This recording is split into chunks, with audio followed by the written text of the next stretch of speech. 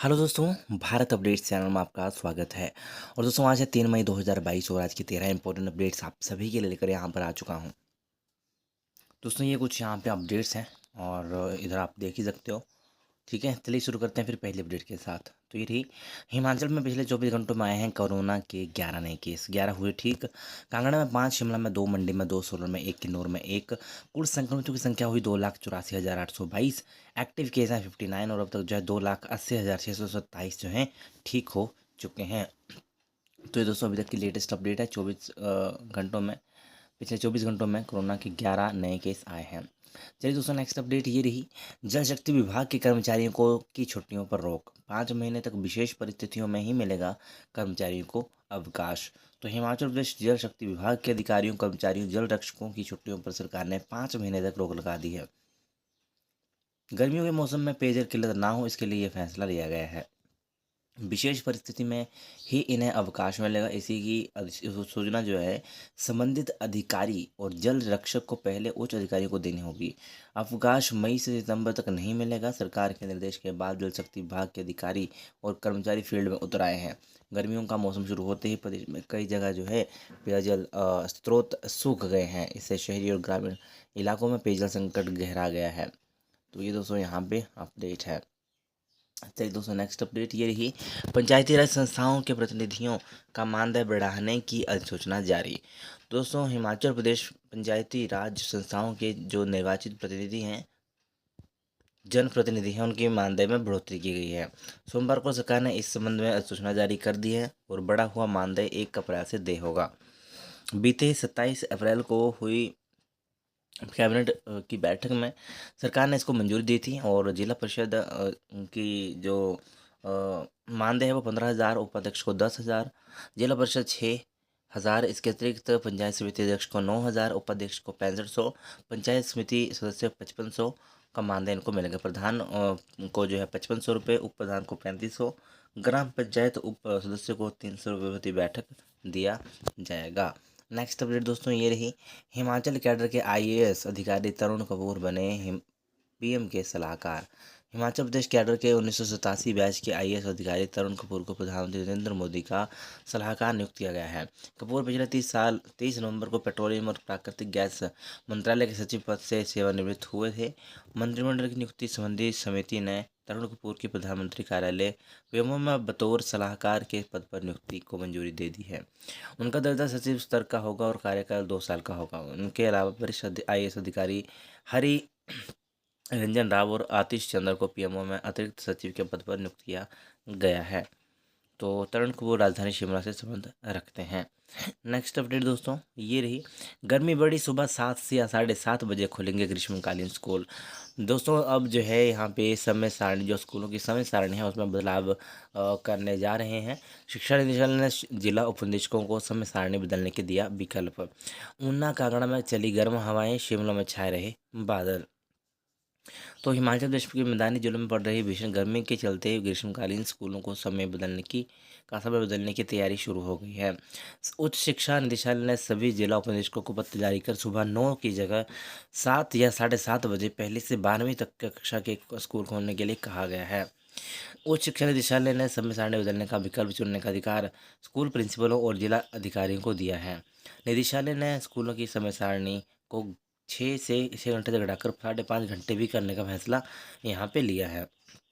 उधर ऊना जिले में बुधवार से सुबह 7:30 से 12:30 बजे तक और 12:50 तक जो है पहले से 8वीं तक के स्कूल खोलने का फैसला लिया है। कांगड़ा जिले में सरकारी स्कूल भी बुधवार से सुबह 7 बजे होगा खोलने का फैसला यहाँ पे लिया है। बाकी ज़िलों में अभी फैसला होना है। तो ये दोस्तों यहाँ पे अपडेट है। प्रदेश में 6 मई तक बारिश का पूर्वानुमान, अधड़ का येलो अलर्ट जारी।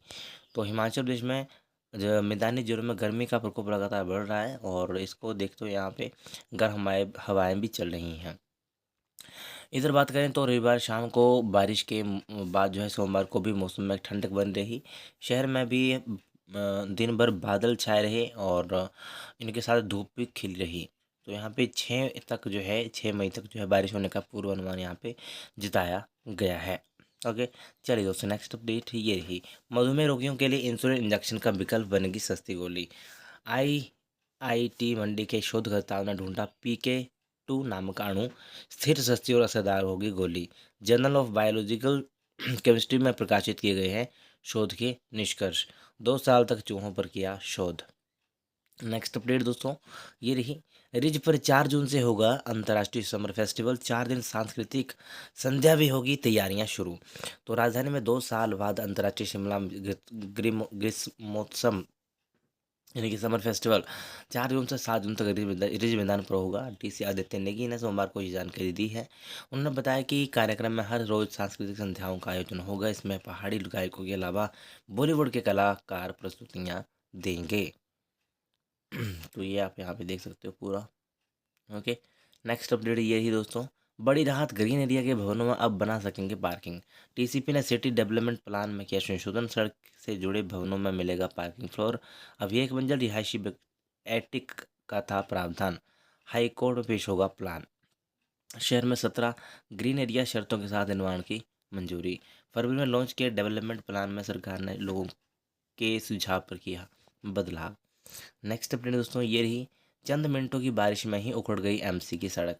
बैनमोर बाढ़ के फ्लावरडेल में सुबह हुई थी टारिंग, शाम को बारिश के बाद उखड़ गई, पार्षद को दी शिकायत। सब्जी मंडी में भी गुणवत्ता पर उठ रहे हैं सवाल, अधिशासी अभियंता ने किया मौके पर निरीक्षण। तो ये दोस्तों यहाँ पे अपडेट है, ये आप देख सकते हो। नेक्स्ट अपडेट ये रही, 18 से 59 साल के लोगों को इस हफ्ते नहीं लगेगी बूस्टर डोज। शहर के निजी अस्पतालों में वैक्सीन का स्टॉक खत्म, अभी करना होगा इंतज़ार। तो मंगवा लिया है स्टॉक। तेंजिन अस्पताल के वरिष्ठ चिकित्सा अधिकारी अधीक्षक ने बताया कि कोरोना वैक्सीन का स्टॉक खत्म हो गया था, इसका ऑर्डर दे दिया गया है। स्टॉक आने में 1 सप्ताह का समय लगेगा। इसके आने के बाद ही पहले की तरह शेड्यूल बनाकर टीके लगाए जाएंगे। तो ये दोस्तों यहाँ पे अपडेट है। नेक्स्ट अपडेट ये रही, HP और मंडी विश्वविद्यालय में एक साथ होंगी PG की प्रवेश परीक्षाएं। तो मंडी और HP जो विश्वविद्यालय हैं, यूनिवर्सिटीज हैं, तो इनमें जो है एक साथ जो है PG एंट्रेंस एग्जाम होंगे। सहमति बनने पर जल्द लिया जाएगा कॉमन विषयों की परीक्षाएं करवाने का फैसला। दोनों विश्वविद्यालयों के अधिकारियों के बीच हो चुकी है पहले दौर की बैठक। तो यहाँ पे इसलिए भी करा जा रहा है क्योंकि सब्जेक्ट सेम होंगे, है ना। तो कॉमन एंट्रेंस कॉमन कोर्स का ब्यौरा तैयार कर कॉमन एंट्रेंस टेस्ट करवाने की तैयारी है, क्योंकि बहुत सारे सब्जेक्ट्स हैं वो सेम होंगे। ठीक है, अगर अगर अलग अलग कराएंगे तो टाइम ज़्यादा लगेगा, प्लस पैसे भी ज़्यादा लगेंगे। बट अगर ये इकट्ठा करवाते हैं तो पैसे भी कम लगेंगे और टाइम भी कम लगेगा। ये यहाँ पे पूरे इसमें बताया हुआ है। ठीक है, बट अभी तक प्रवेश परीक्षा का शेड्यूल जारी नहीं किया है। जून माह में प्रवेश परीक्षाएं शुरू करने की तैयारी की जा रही है। ओके, तो अभी इसका शेड्यूल नहीं आया है, बट ये दोनों विश्वविद्यालय जो है एक साथ करवाने पर फैसला ये लेंगे।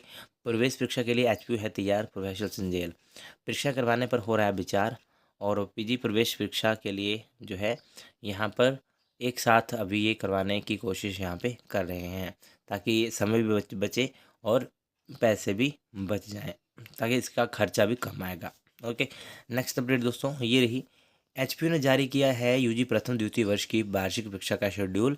तो यहाँ पे BA BSc BCom फर्स्ट और सेकेंड ईयर का जो है यहाँ पे डेट शीट आ चुकी है। इसके अलावा शास्त्री जो स्टूडेंट्स हैं उनकी भी डेट शीट यहाँ पे आ चुकी है। तो 7 मई से शुरू होंगी ये परीक्षाएं, BA BSc BCom और शास्त्री की परीक्षाएं। दोस्तों ये आपको बता दूं कि ये जो डेट शीट है ये आप देख सकते हो, शेड्यूल में आवश्यक बदलाव के बाद इसे अंतिम रूप दिया गया है।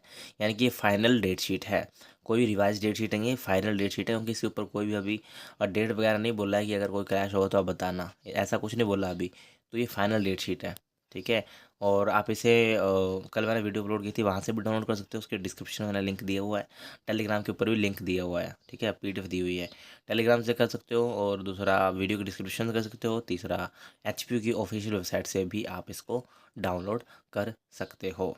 ओके, तो ये दोस्तों यहाँ पे अपडेट्स हैं। नेक्स्ट अपडेट ये रही दोस्तों, ये एडमिशन नोटिस, ये आपको मैं दिखाई देता हूँ क्योंकि आप बहुत दिनों से पूछ रहे थे। मैंने कल भी बताया था, हालांकि कल नोटिफिकेशन ये नहीं आया था सुबह, और कल दोपहर बाद ये नोटिफिकेशन आया था।